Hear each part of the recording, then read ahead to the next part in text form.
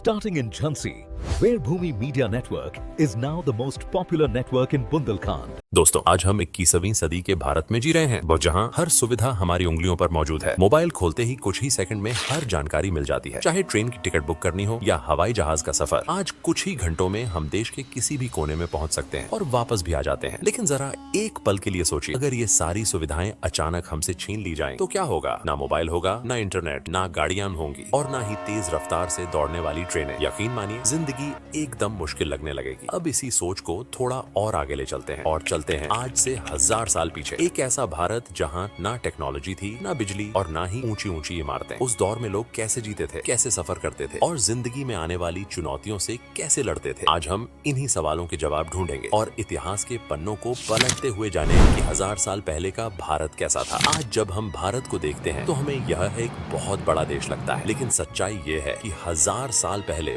भारत आज से भी कहीं ज्यादा विशाल था। उस समय भारतीय उपमहाद्वीप में आज का भारत पाकिस्तान, बांग्लादेश और अफगानिस्तान के बड़े हिस्से से शामिल थे। इतना बड़ा, उपजाऊ और समृद्ध इलाका पूरी दुनिया के लिए किसी सोने की खान से कम नहीं था और शायद यही वजह थी कि हर ताकतवर शक्ति की नजर भारत पर टिकी रहती थी। हालांकि भारत बहुत समृद्ध था, लेकिन एक बड़ी कमजोरी भी थी। उस दौर में भारत छोटे छोटे राज्यों में बांटा हुआ था। पल्लव, चोल, राष्ट्रकूट और चालुक्य जैसे शक्तिशाली राजवंश मौजूद थे, लेकिन पूरे देश को एकजुट करने की सोच कहीं न कहीं कमजोर थी। यही बांटवारा आगे चलकर भारत के लिए सबसे बड़ी कमजोरी बना। 9वीं और 10वीं सदी के बाद अफगानिस्तान के रास्ते भारत पर लगातार आक्रमण होने लगे और 11वीं सदी के अंत में मोहम्मद गोरी ने पृथ्वीराज चौहान को शासक को हराया, जिसके बाद उत्तर भारत पर विदेशी शासन की नींव पड़ गई। दिल्ली, जो आज भी भारत की राजनीति और सत्ता का केंद्र मानी जाती है, उस समय भी सबसे अहम शहर थी। कहा जाता था, जिसके पास दिल्ली उसके पास हिंदुस्तान। अब आपके मन में एक सवाल जरूर होगा कि इतने आक्रमणों के बावजूद भारत को सोने की चिड़िया क्यों कहा जाता था? इसका जवाब है भारत की जबरदस्त आर्थिक ताकत। 1000 साल पहले पूरी दुनिया में होने वाले व्यापार का लगभग 30% हिस्सा अकेले भारत से आता था। भारत कपड़ा, हस्तशिल्प, रेशम और खास तौर पर मसालों के लिए पूरी दुनिया में मशहूर था। भारतीय मसालों की खुशबू यूरोप तक के व्यापारियों को भारत की ओर खींच ले आती थी और यही मसाले आगे चलकर विदेशी ताकतों के भारत आने की सबसे बन गए। अगर आम लोगों की जिंदगी की बात करें तो उस दौर का भारत आज जैसा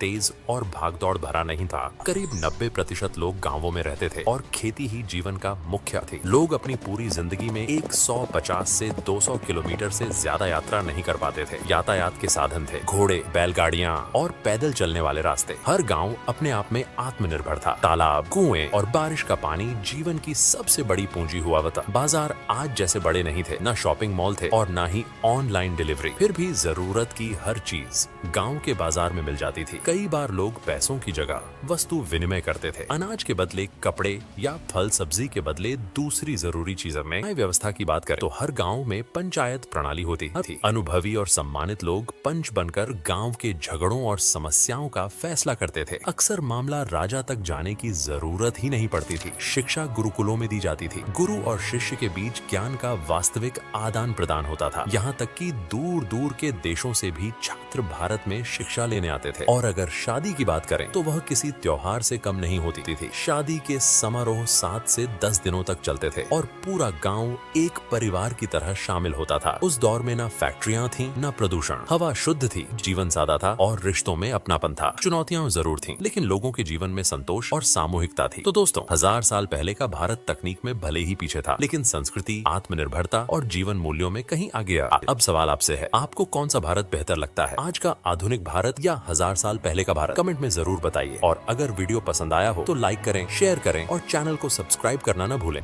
Veerbhumi Media Network.